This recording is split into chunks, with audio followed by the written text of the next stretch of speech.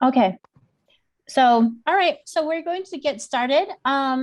Welcome everybody to our program, Exploration of the Hmong Folklore, Dab Pog and Tsuka, the origin of Hmong spiritual beliefs. And today we have with us presenting is Dr. Dia Cha. Dr. Dia Cha has a Ph.D. in medical anthropology from the University of Colorado at Boulder, and a MA in applied anthropology from Northern Arizona University in Flagstaff. She also has a BA in cultural anthropology from Metropolitan State University of Denver. She was a professor of anthropology and ethnic studies at St. Cloud University in St. Cloud, Minnesota, and a former research associate with the Science Museum of Minnesota and the Denver Science Museum. She's also the award-winning author of the books Queen of Needlework, Hmong American Concepts of Health, Healing, and Conventional Medicine, Dia's Story Cloth, The Hmong People's Journey of Freedom, Teaching with Folk Stories of the Hmong, and Folk Stories of the Hmong. And I know that we have a lot of medical professionals on board today. And thank you everybody for joining us. And thank you, Dr. Cha, for being so gracious with your time and for providing us with all of this knowledge. So take it away, Doc. Thank you. Yeah. Yeah. Welcome to everyone. I'm going to share my screen and we will get started.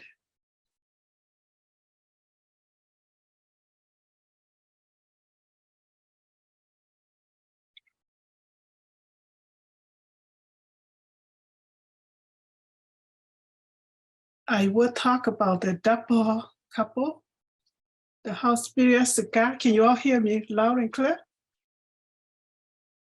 And the dragon, watery dragon, Sha Lao, and then briefly about traditional Hmong religions, Hmong cosmology, religious ritualists, origins of illness and spiritual healers, and Hmong shamanism.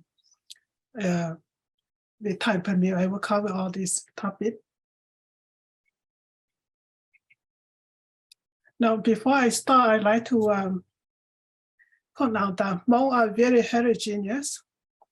We are very different in terms of age, personality, education, and state of acculturations. So what I'm going to say will apply to some Hmong, but will not apply to every Hmong because we all have different lives, experience, and perspective. Someone born in this country, someone born in the refugee camp, someone born back in Laos.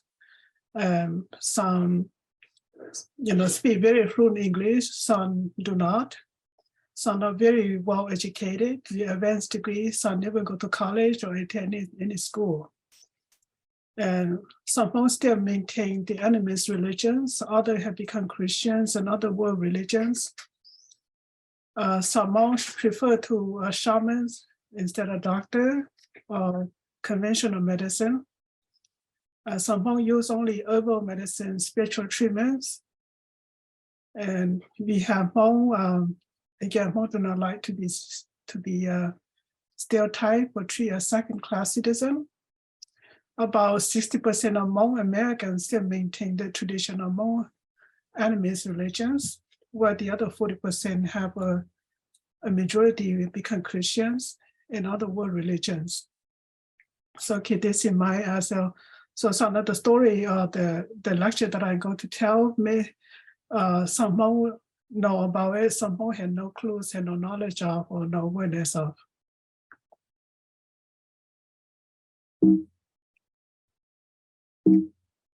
Okay.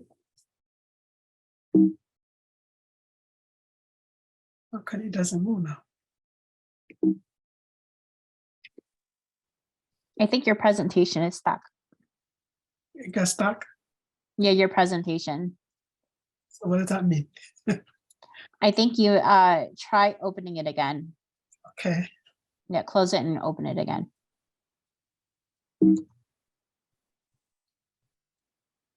Oh, here we go. Dab Pog couple. Okay. Great grandparents, right? Is that the right page? Uh-huh.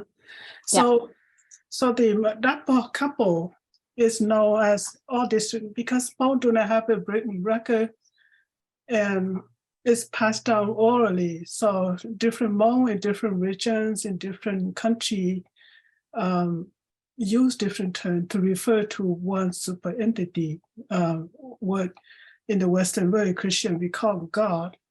Some Hmong call it great-grandparents, Ba Gong Ye Zu, or Ba Ye Zu Gong.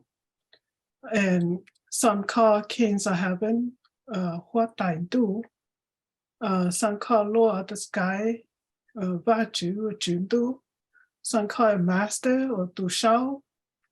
And some call the Dab Pog couple, Gayen couple, Ganyi Gayen. And some call the creator couple, Ganyi Ji No Name. And then the person who, the informant who referred the story to me called Dab Pog. So I'm going to use that term to refer to all these different names that Hmong use in different parts, different regions, either in Laos, Vietnam, Thailand, or China. And so they all refer to the same one entity, just different term. Okay.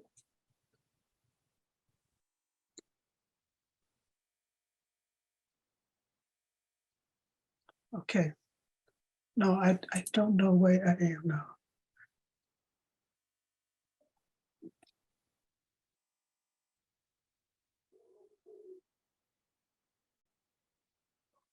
Is your presentation freezing up on you?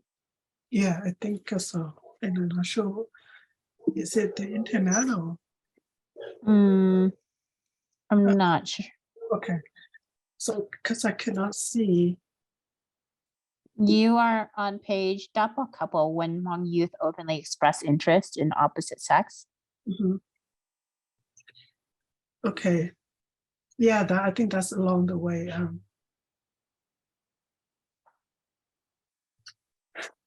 will try to. Yeah.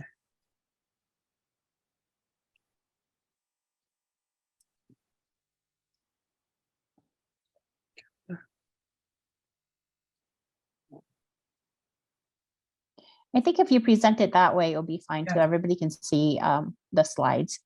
Yes. Mm-hmm. Okay. So the story about the Dab Pog and the Xwb couple is that at the beginning of time where there was who created this Dab Pog couple is the one who created the first Hmong couple, husband and wife, and who have a daughter. And she grew up and maturity, she wanted to get married. And so her parents love her so much that they do not want her to get married, to move away. But, you know, being a person, she wanted to get married and start her own life. So she consulted with the Dab Pog couple, which is called the guardian angel.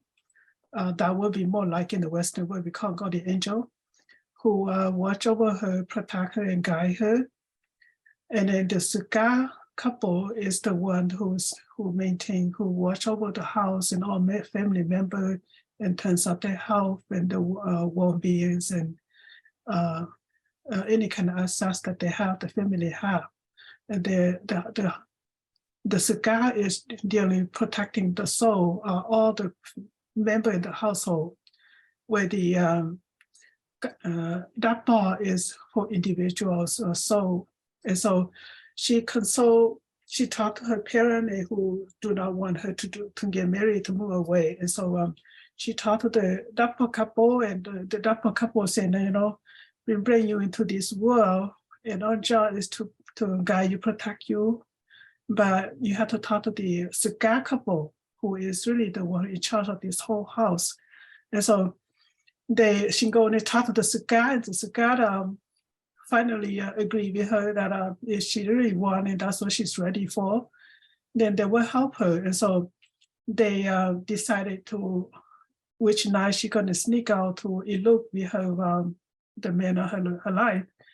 And so they helped to make the parents become very sleep very deeply, so they did not hear what when she tried to sneak out at night, to run away with her boyfriend and to marry him. And so that happened, and then the parents become very upset with the Dab Pog couple and the Xwb couple, and so because of that conflict, the Dab Pog and the Xwb decided to leave the house and don't stay there permanently like they did in the beginning of time.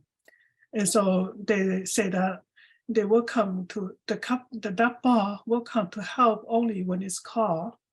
And the Xwb is the same, instruct Hmong to put a joss paper or money paper on the main wall of the house, and then they will come to assist when the family call for. So this is why the Hmong have this altar in the house to indicate that they worship the Xwb couple, and when they need it to, then they do that relationship. So this is what the original story about the Xwb and the Dab Pog couple. And then, so when the Dab Pog as also talk about when a young person get old enough, mature enough, they start to beginning to sing the folk song, and express interest in opposite side, that the parents should give them more freedom and do not restrict too much of the young people. So this is why the tradition practice the way they are. And then also the Dab Pog also tell the Hmong that when a young person had no interest in courtship, then if she or he doesn't say anything, does not sing any song, express any interest, then the Dab Pog couple will help me to maintain that. It do not what we say not keep her heart as an innocent state, so that she's not in that mode. And so when he or she's not ready, then the people, the family member or the villager should not pressure her or him to be involved in a relationship they're not ready, or do not call them old maid or things like that, because they're not ready for. So, but this is the way it's supposed to be. But in real life, that's usually not the case, which is a lot of this tradition where the spiritual couple, the Dab Pog and the Xwb, these traditions are embedded with universal law, that if people follow, then it's supposed to keep them health and good health and happiness and success in life in terms of prosperity and also wealth and healthy, things like that. And because they are embedded with universal law, then when people don't follow, people are not aware, then their life may not be as best as it should be, because they are the universe is organized in an orderly manner, and when people do not follow those, then they do not live their life in an orderly manner, so it may not put any advantage to fulfill the kind of life that they wanted to live. So these a lot of this tradition is that the tradition originally create, it means to support humans' life, well-being. But sometimes human, because lack of awareness, may mistake and do not follow this tradition, which is embedded with universal law. Then their life may not be orderly, it may be a chaos, it may not be as happy and healthy well-being as is intentionally supposed to be.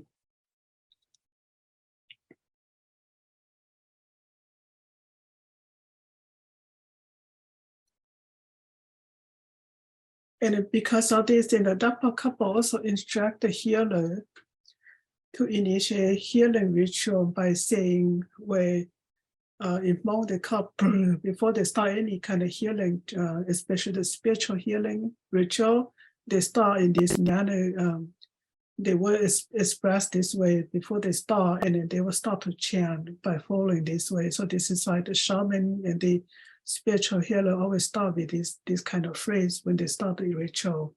to conduct the healing. And usually they make very sudden loud noise to do this. And this is one of the major conflict Hmong have with the Western healthcare system when we first arrived in this country, because they can like screaming, yelling, because it's the necessary part of calling the spiritual healer, the healing spirit to come and enjoy the assistance, to anticipate this kind of musical momentum to for excitement, as well as to calling to assist them. And so Hmong sometimes live like in an urban center where they have to have the shaman perform ceremony in an apartment building, and the neighbor will call the police on them that they made too much noise. Or sometimes Hmong wanted to do a so-called ceremony in the hospital, and it's not possible. And so because of this tradition that Hmong have maintained in their own house back in their homeland, but in here, it's considered a disturbance.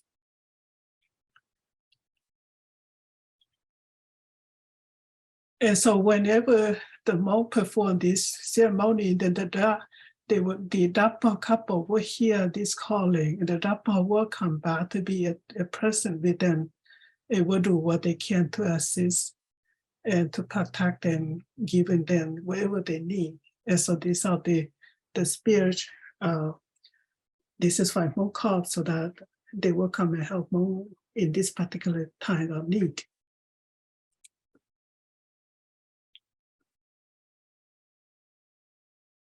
So there are three major life events where the Dab Pog couple instruct or tell the Hmong people that during birth is a happy time.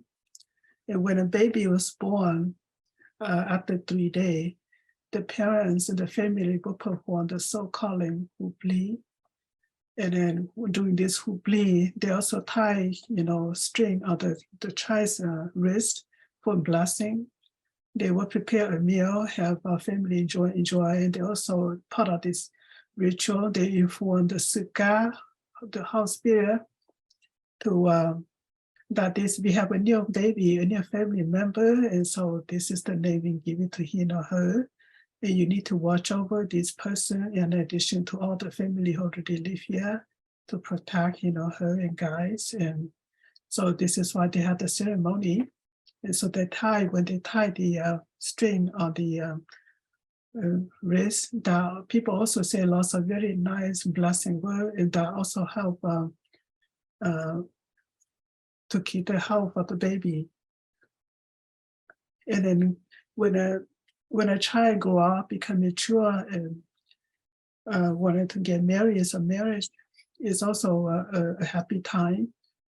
And Hmong had this tradition, we call Bay, that is like katoing. You put your hand like this on the, we took down like this, and because Hmong don't have a writing system, and Hmong do not keep records of the promise they made to each other.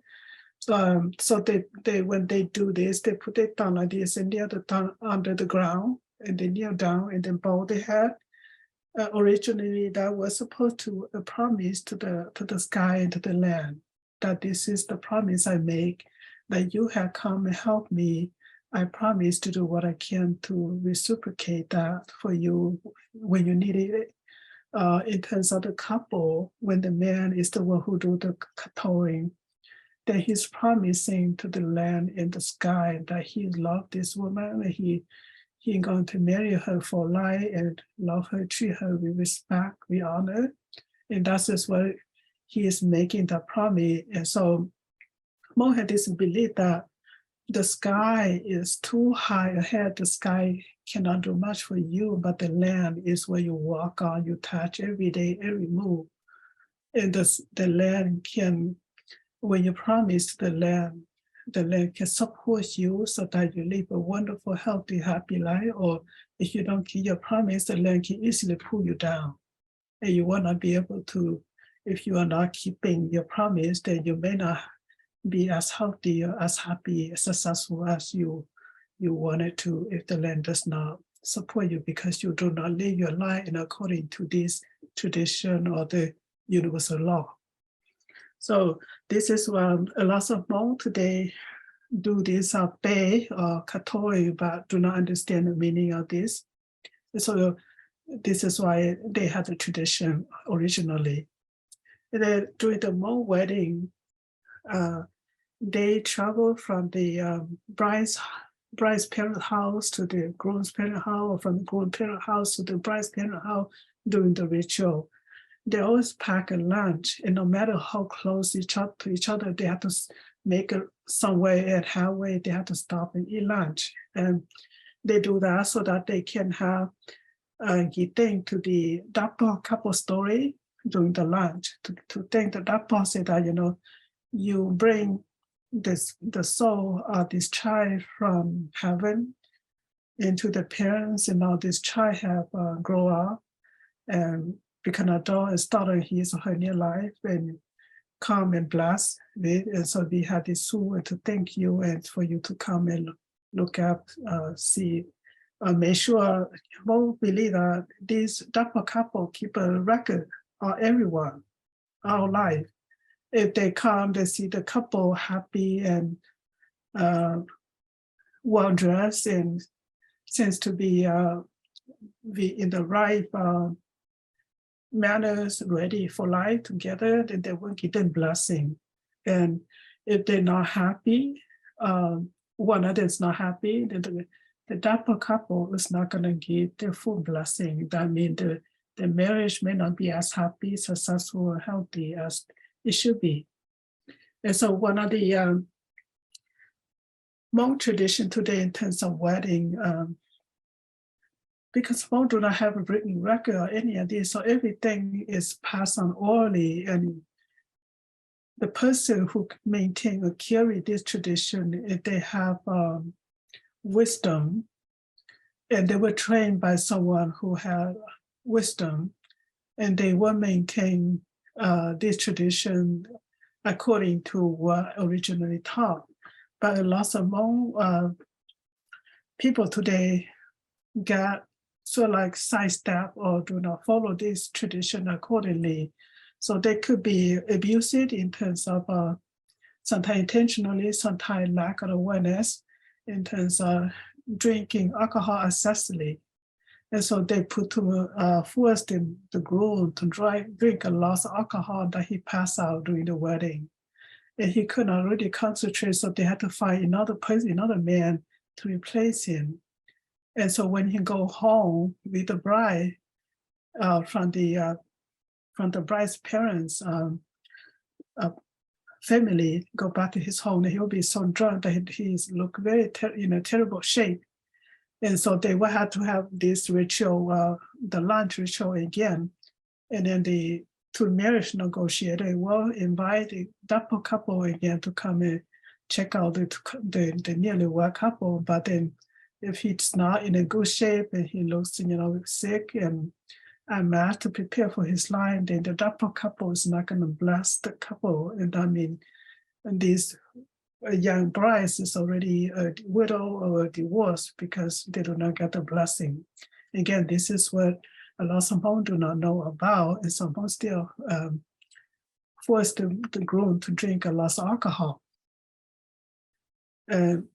So that is one of the mistakes that many Hmong make, but Hmong do not know that.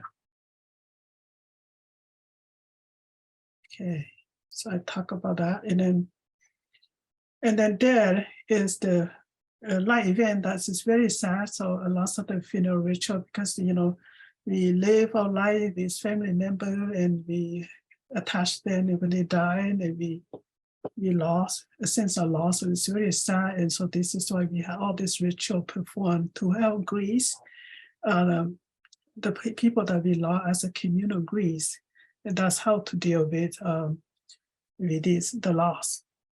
And then the ritual is very elaborate, so I would not talk too much about that. In other occasion, the other training that I deal with, every year I conduct the health summit with the Hmong Institute in medicine. If anyone interested, you can sign up, and I can talk more about this spiritual. I take me today to talk about this, so just for your information.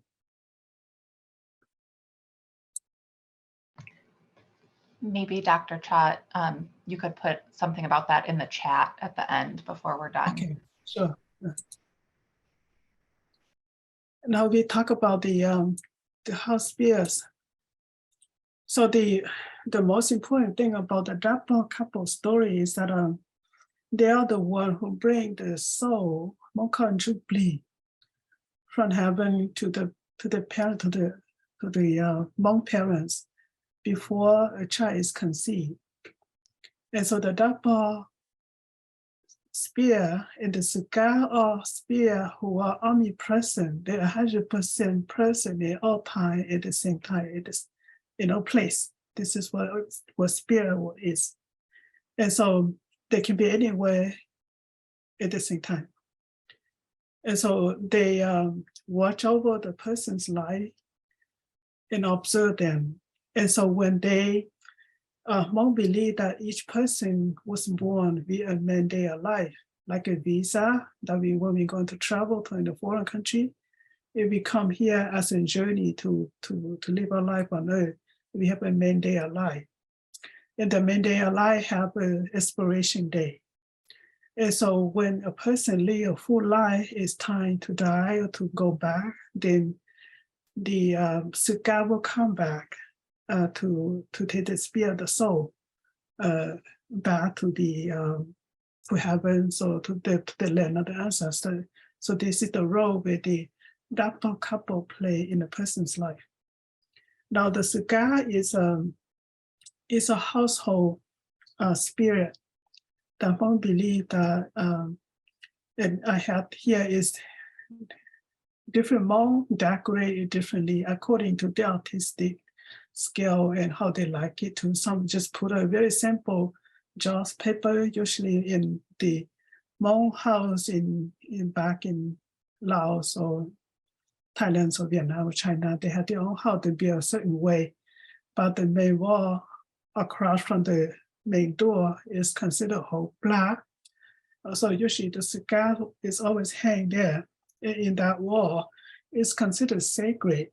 So no, we should not put anything against, should not make any noise, should not ban on it, because the scars stay there. And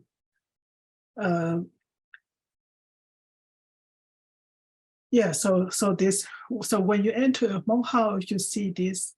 In the Hmong house, they still maintain the animal religion. If they have become Christian, then they usually have a cross or some kind of Christian symbol hang in the wall or decorate in the house instead of the cigar. So the cigar is made of paper money decorated with both shaped like made the Hmong folded and so. And in the old days, they will every year they put a new one. They throw out the old one and they put a new one, and they will hang some of these joss paper that they carve into it. And usually in the old day, they don't have anything. So the red area in the center here is usually a chicken block and also chicken feather that they put it on.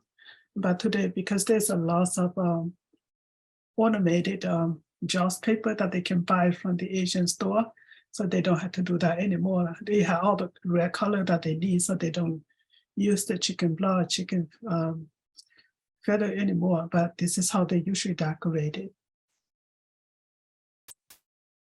And when they remove the old one, put out the new one, usually during the Hmong New Year celebration, that's when they invite the cigar to come enjoy the feast that the family have for the New Year's. So we call Tang cigar worship, again, is to protect the family member, soul, jubilee, and wealth, and health, and to fence out any outside evil spirit from penetrating into the house.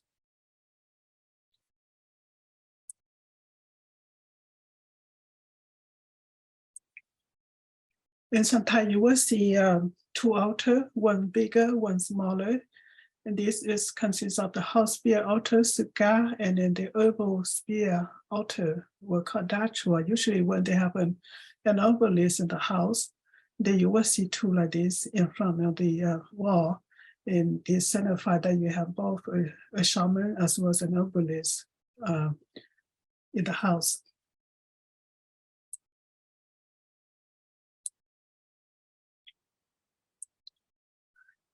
Now, Hmong had this concept about the watery dragons or Shan Lao, which dwells in the submarine environment or in the underworld.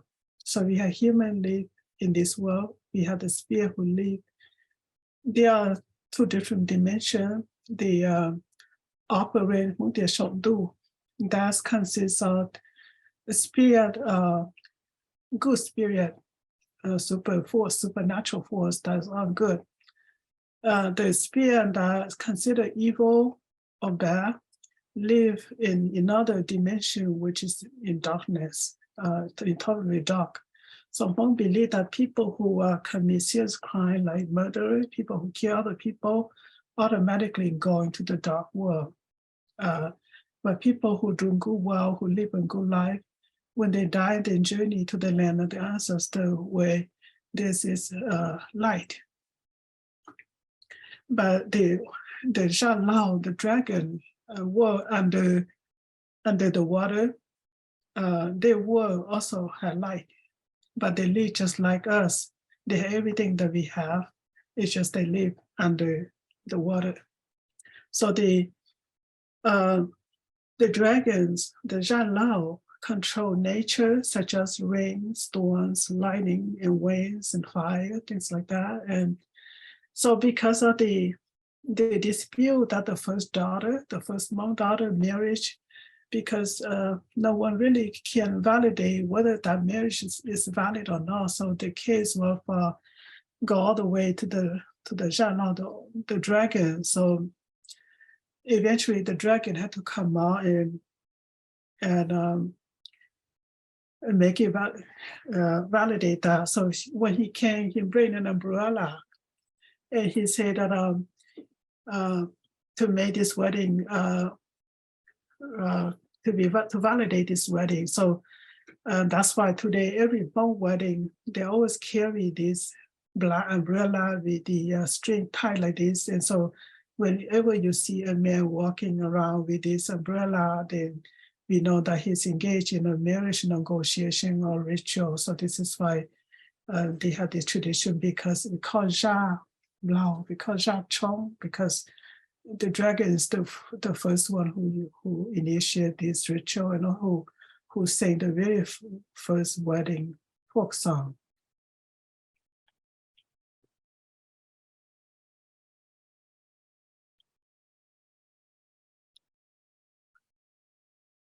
Now, Hmong traditional religions, Hmong call Dag Pog, is an anthropology called it animism. It's the worship of ancestor, where Hmong always invite them to the New Year celebration, a ritual or major life events. For example, wedding, when they tie the string on the hands or birds, or any other ceremony, today's graduations, or holiday. They always invite the Sika and the ancestor to come and join them. And in the old days, they perform more elaborate ritual, but today they just simply call, say, come join us. And we are having Thanksgiving, we have a Christmas party, and so just come and join us. Simple like that. And the animist religions that Hmong practice or Hmong believe in is the belief that everything has a soul. And usually when Hmong referring to soul, Hmong call plig, it's sort of like energy, the energy that move or keeping alive. And like the rod, the tree, human being, animal, we all have soul, we all have some force of energy that create whatever entity it is. And so Hmong believe like this, so they respect and take good care of natural environments. You don't want to do anything to harm any like the tree, the lake, or the environment, because they have soul or spirit that occupy all those areas. And then also believe that the soul transmigrate or reincarnate after death. And so Hmong have a very complex system about that, which I don't have the time to cover it in detail, but that people reincarnate. So that was the main point about Hmong animism religion. And then Hmong also believes that in terms of cosmology, we had a Yat-Yang, which is the same world, the visible world that we live in, that occupied by human being, material objects, and nature, similar to the Chinese word of Yang, the word of light. People and spirit in both Yat-Yang and Yang-Yang can see this, can coexist in this. But people cannot see the spirit, but the spirit can see us. And they can hear us, we just don't see them, we just don't see them. And someone had this legend about the dogs, the dog bark at night, or wherever the dog bark, because they see invisible thing, invisible force. And when this legend a long time ago, both human and dog can see a spirit. But because there was some disagreements, arguments, so the dog was very small, and so the spirit kept throwing ash into dog, for human. But the dog said that when the spirit throw ash into the dog, just little, and they said, "Oh, I cannot see any more. Stop drawing at me." So that they could just see, but human being were being very silly, and even they keep throwing more and more ash, they cannot see anymore. They keep saying, "I can still see you. I can still see you," and then they throw so much that the human cannot see anymore. Then that's when the spirit stop, and that's why today we cannot see the spirit, but the dog can still see. And so that was the story about why dog can see and we cannot see. And then the dark world, we call it Yang is the unseen world. And this is the invisible world. Again, just like a universal law where you have everything is binary. You see, you have light and dark, you have day and night, you have positive and negative. Everything are two sides to it. So we have visible and invisible. And the invisible side of the world is occupied by the supernatural, the spirit, the lost soul, and the deceased ancestor. And similar to Chinese word for yin, the word of darkness. And so spirit in Yang can see people in Yang, which is the same word. So this is what Hmong believe in terms of cosmology.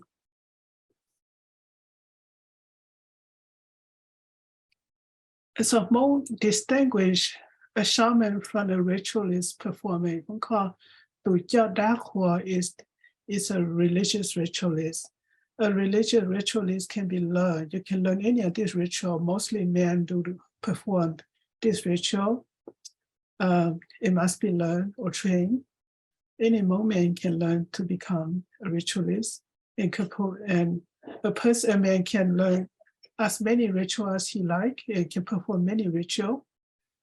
And usually ritualists communicate with the spirit in Yang on the invisible dimension of life.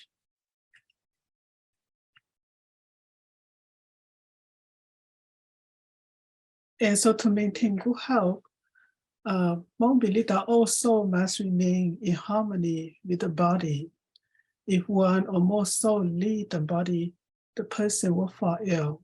At the more soul a person lost, the more serious the result illness will become. And the longer the soul leave the body, the more difficult or serious the illness will become. And if the reincarnation soul had already given an approval for a new mandate of life, then the patient will die. So if it's someone start to get sick and we don't treat them, her either soul spiritual healing like soul calling or shamanism, or physical treatments like herbalism, massage, and other kind of physical treatment. We neglect that, the longer, then the soul will go far away and get a new permission, new media line, and that's when it's harder for to treat the person who is sick. So this is the belief about that.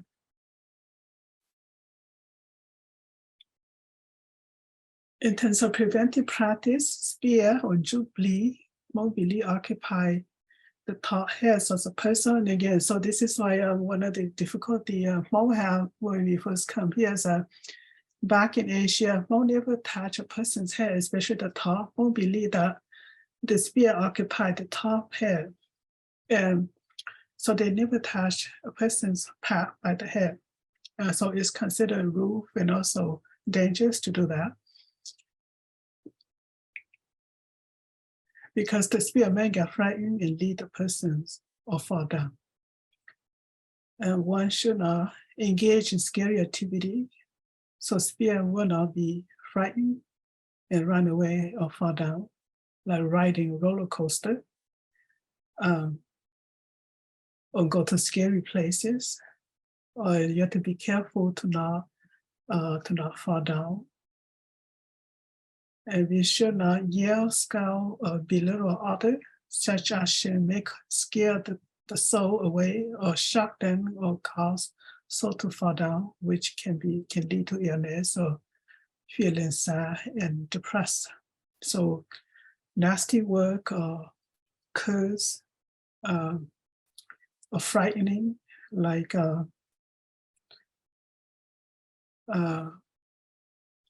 practical joke. Usually it's not a good idea to do that to people.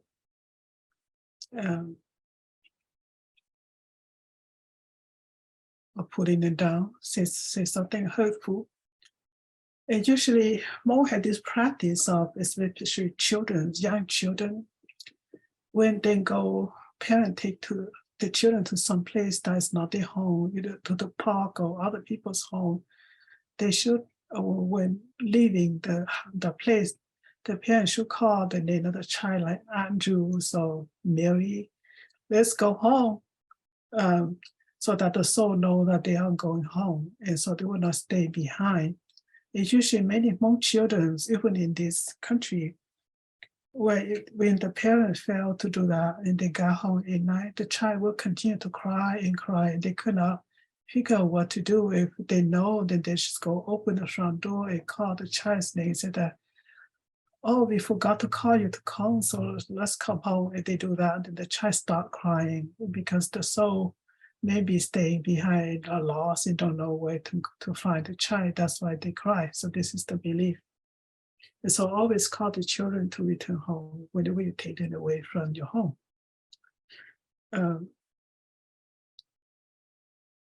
Again, the cigar is considered sacred, so no banging, noise, and leaning against is allowed.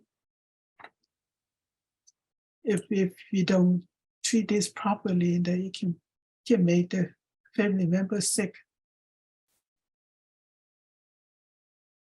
So Hmong beliefs about concept, origins of illness, the sounds of illness. So source of illness can be physical injury, trauma, or expression by the ancestor of a desire or needed by your soul, or an accidental harmful contact with wild or evil spirits, a toda, and an adversary curse or scouting from Jepe, and a soul loss from plig, and the arrival of the main day, aspiration day of the main day of light, and the non-da.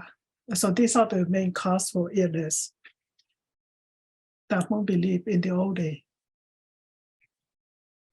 Now I wanted to, these are some of the spiritual healer that Hmong use, practice. We have the shamans, the one man, magic healer, the one kakao, the soul caller, the who bleed, the air reader, the shake. These are some of the main ones, and there's more. And I just like to briefly highlight that Hmong traditional Hmong shamanism. Now today there's so much change. There's all kind of shamans. Some of them, they can be trained, and they just, if you and I wanted to be one of those, we can go learn from a master and can do that. But traditionally, one cannot be a shaman unless one's called into the profession. Usually one's call is a person won't get sick for a long period of time, and he or she will refuse to practice, but the only way to recover from the illness is to agree to be a shaman and to be trained by a master shaman. And after you go through that, then your illness sort of disappears. So that's traditionally how most shaman become a shaman.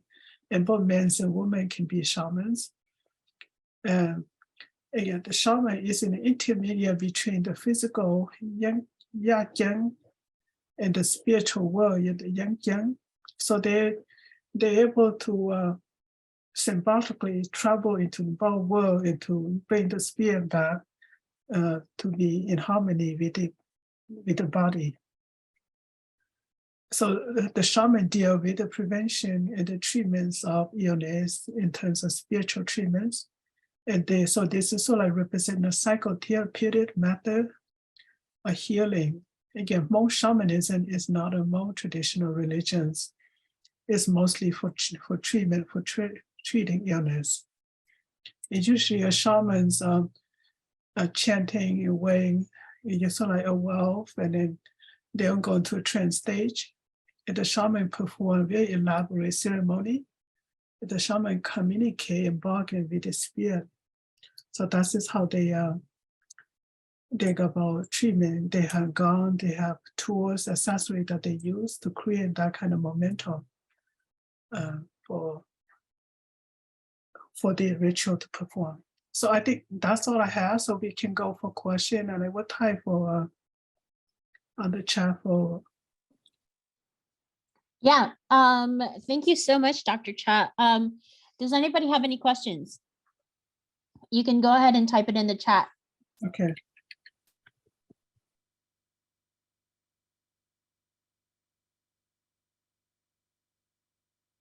Okay. And if we don't have any questions, then we can go ahead and end it. Kylie? I think you're on mute too, Kylie. Hello, yes. Yeah, so thank you everybody for joining us. And if you have any questions, or if you have any questions that you think of later that you'd like to ask, you can go ahead and send them Kylie, there's like a basic email address, right? Yes. Where they can, let me type that into the chat in case anybody thinks of any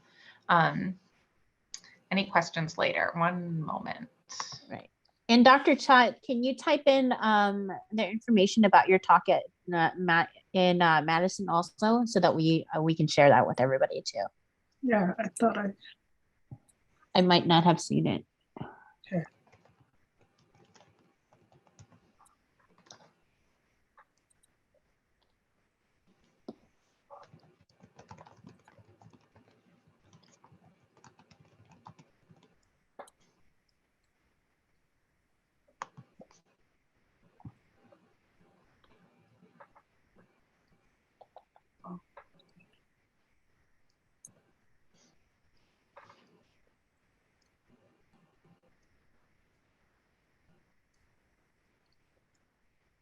Yeah, so if anybody has any questions that you'd like to have sent over to Dr. Cha, you can just send it to library help desk at lacrosselibrary.org, and we'll make sure that she gets the question, and we'll get the answers back to you. And this will be available on the library's YouTube channel, which if you go to YouTube, it's just the Lacrosse Public Library. There's a page, and so it should be up tomorrow. We are having some internet troubles at the library, but it will be up there. And so at any point you can, and once we get it up, you can go and view it again. Well, thank you everybody for your time, and thank you for joining us today. I certainly learned a lot about Hmong religion and shamanism and all of that, and I hope that you all got something worthwhile out of it too. Thank you so much, Dr. Cha, for your time and your for taking the time to prepare this presentation for us, and we appreciate you so much. Okay, thank you. Thank you for your help. And Kathleen, Yep. All right. Okay. Thank you so much, I just want everyone. to point out that Dr. Chud did put in the meeting chat the info about the Hmong Health Summit in Madison. So if anybody wants to look into that as well, please do. Okay. Thank you, everyone. Have a good night.